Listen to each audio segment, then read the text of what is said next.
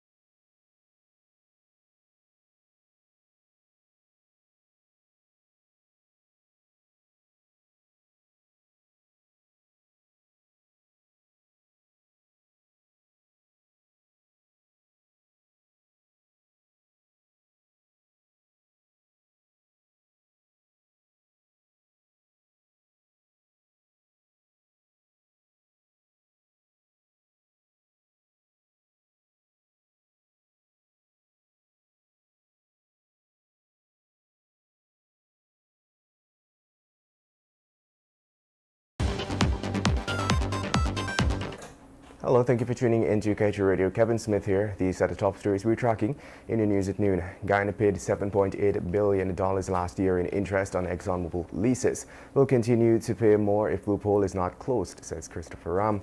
Sri Lanka's marine environment worsens from leaked ship chemicals, and woman killed after knife was left in her stomach by attacker. In other news, miners rob boss 3 days after being hired, and woman dead after being struck down by motor lorry. Meanwhile, cop and accomplice caught stealing Guyana police force fuel. Stay tuned to stay informed.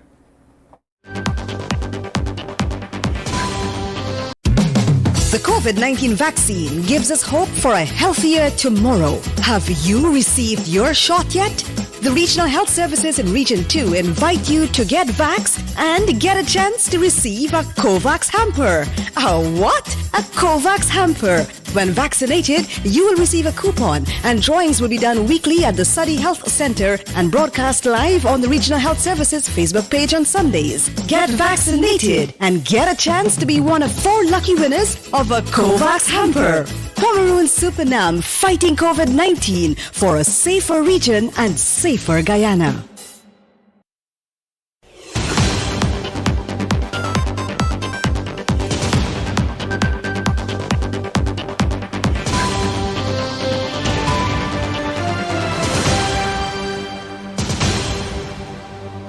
And now for the news in detail. Following his recent review of the 2020 financial statements for ExxonMobil's subsidiary, Esso, chartered accountant Christopher Ram has discovered the extent to which Guyana is losing billions of dollars due to another gaping loophole in the 2016 Starbuck block deal. Ram noted that significant portions of Esso's capital expenditure are financed by leases. But what is more alarming is the fact that Guyana is saddled with servicing the interest of those leases, which for 2020, is a whopping $7.8 billion from $345 million in 2019. Unless Guyana amends the provisions in the Starbuck block deal that allows all loans and accompanying interest rates to be recovered, Ram categorically stated that Guyana will continue to suffer the same fate year after year. In other news, according to face.org, the damage to Sri Lanka's marine environment from a sinking chemical ship is worse than feared, as stated by officials on Friday, as more dead turtles, dolphins and whales washed up on the island's beaches. As of Thursday, 130 marine animals have been found dead on the Indian Ocean's beaches since the MV Express, that should be the Express, caught fire last month before partially sinking off the coast after 2 weeks ablaze. Sri Lanka's government believes that they were killed by the hundreds of tons of chemicals and plastics leaking from the ship. According to a wildlife official, at least 6 turtle carcasses washed up along the western coast on Thursday alone. He said they had also received the first report of a shoal of reef fish dying. And now let's tell you, a woman is now dead after being stabbed by her partner and the knife lodged in her stomach. According to a police report, the 26-year-old victim of Parfit Harmony, West Bank, Demerara, and the suspect are in a visiting relationship. Yesterday at 12 hours 30, the suspect visited the victim and an argument eventually erupted between the two. During the said argument, the suspect became violent and dealt the victim several blows to her body before acquiring a knife and stabbing her, resulting in the knife being stuck in her abdomen. The suspect then got into his vehicle and fled the scene. An investigation into the matter is ongoing. And now let's tell you, a miner of Guana Sandbach Dam, Kaieteur River, was robbed by his 3 employees on Saturday morning. According to a police report, the 50-year-old Brazilian national employee, 3 Venezuelan males, 3 days prior to the incident. At 9 hours on Saturday, the 3 suspects approached a man, one of whom was armed with a cutlass, and ordered him to drain his dredge. While the man was being carried to do what was commanded by the suspect, he managed to escape and ran into a nearby bush. The victim subsequently returned to the site, where he observed that the mat in his sluice was washed of gold of unknown value. The man then raised an alarm, making a report to the Bartica police station. Investigations of the matter are ongoing.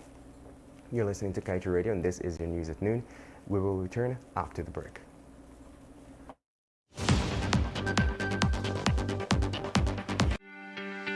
This is GHK Lal, inviting you to join me weekdays from Monday to Friday on the National Outlook for commentary on a range of issues, immediately after the 12 noon and 7 p.m. newscasts on Kaieteur Radio at 99.1 FM and 99.5 FM. Looking forward to you sharing in the conversation.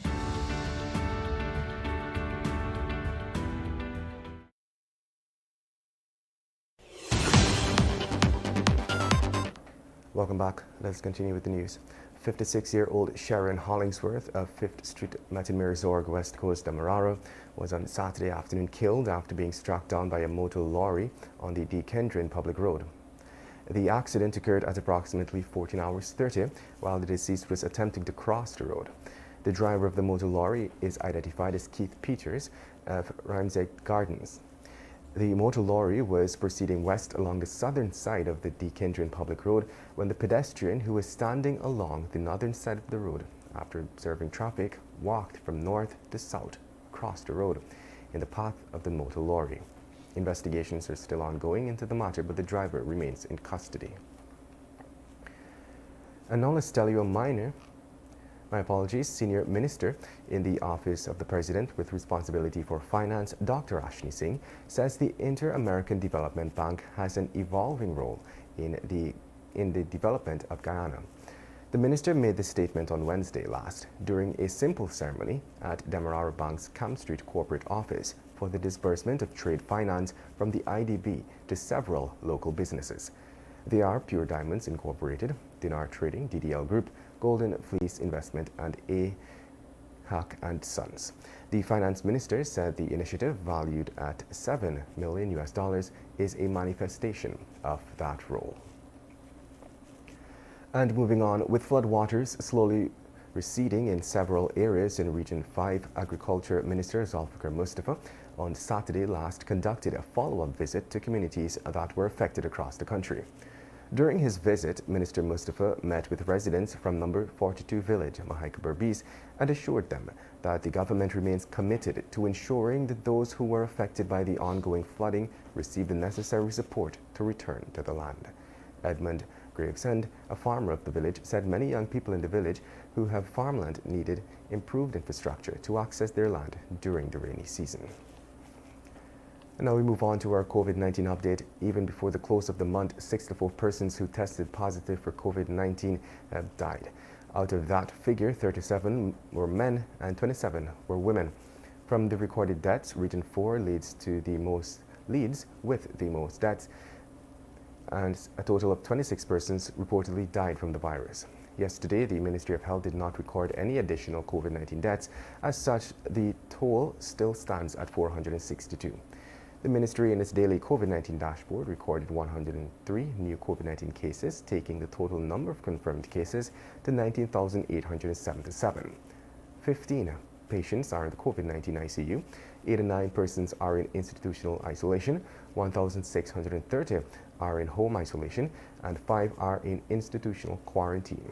Additionally, 34 recoveries were recorded yesterday, bringing the total number of recoveries to 17,681.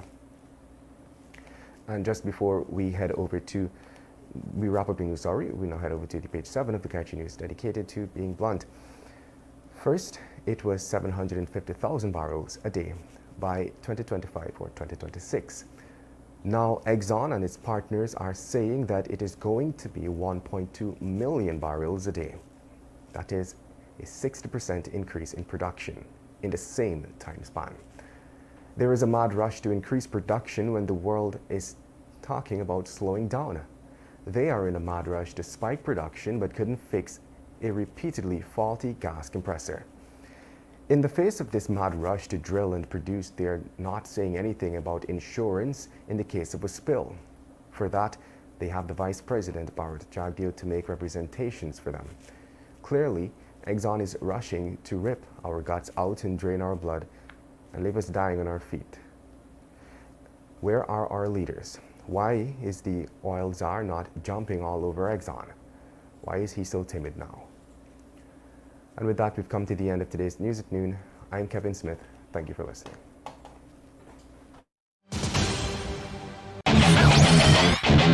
Want value for your advertising dollar? Then place your ads on Kaieteur Radio's Newscasts. Streamed live on 6 different mediums, reaching hundreds of thousands.